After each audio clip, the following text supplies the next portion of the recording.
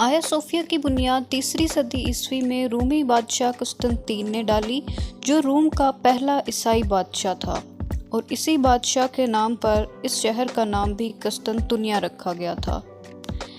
آیا صوفیہ کی یہ عمارت تقریباً 1 سال تک عیسائیت کا مذہبی مرکز بنی رہی۔ عیسائیوں کا یہ عقیدہ تھا کہ یہ چرچ کبھی بھی ان کے ہاتھ سے نہیں نکل سکتا، اور ان کے مذہبی اور دلی لگاؤ کا یہ عالم تھا کہ اب بھی کلیسا یعنی کہ چرچ کے سربراہ کے نام کے ساتھ سربراہ کلیسائے قسطنطنیہ لکھا جاتا ہے۔ 532 عیسوی میں اس کی پختہ تعمیر شروع ہوئی اور تقریباً 5 سال 10 ماہ میں مکمل ہوئی۔ سنگ مرمر یعنی ماربل سے بنائے جانے والے اس کلیسا کی تعمیر میں 10 لاکھ پاؤنڈز خرچ ہوئے۔ کہا جاتا ہے کہ جب جسٹینین اس میں پہلی بار داخل ہوا تو کہنے لگا، سلیمان میں تم پر سبقت لے گیا۔ یہاں اس نے نبی حضرت سلیمان علیہ السلام کا نام بیت اللہ کی تعمیر کے حوالے سے تکبرانہ انداز میں کیا۔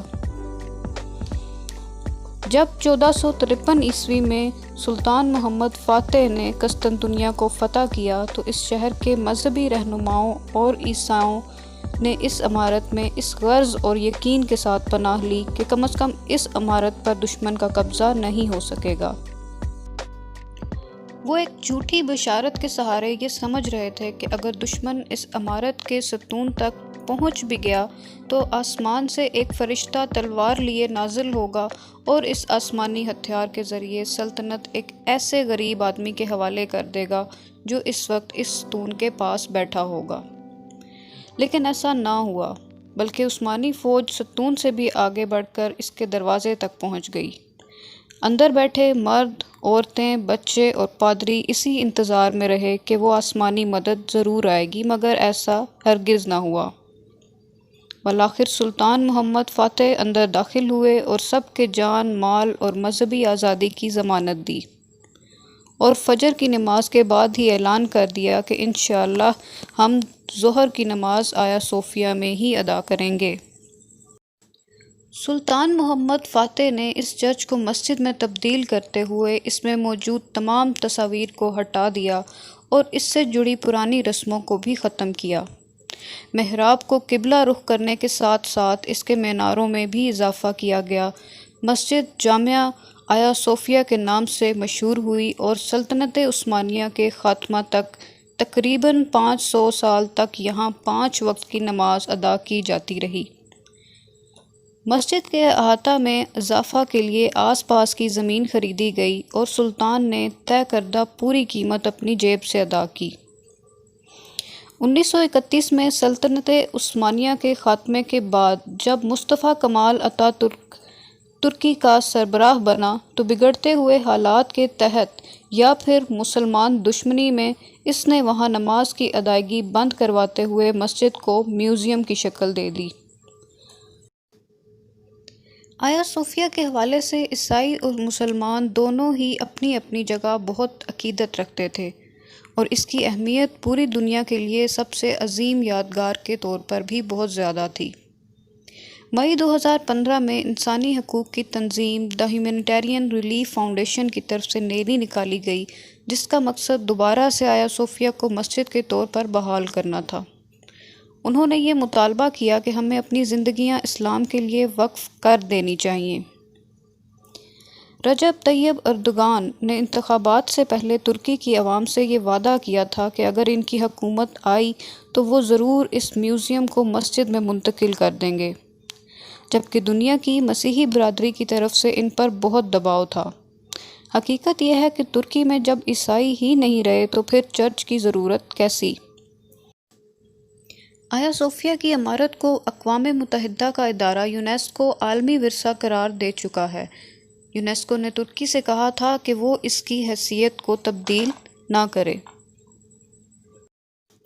جبکہ فارن منسٹری کی طرف سے یہ بیان سامنے آیا کہ پوری عیسائی کمیونٹی کے لیے یہ بات ان کے احساسات کو مجروح کرنے کے مترادف ہے کہ اگر ان کے مقدس مقام کو چرچ کی بجائے واپس مسجد بنا دیا جائے، جبکہ ترک حکومت نے جواباً یہ بات واضح کر دی کہ یہ ترکی کا اندرونی معاملہ ہے اور ریاست کے اندرونی مسائل میں بیرونی مداخلت کی ضرورت نہیں۔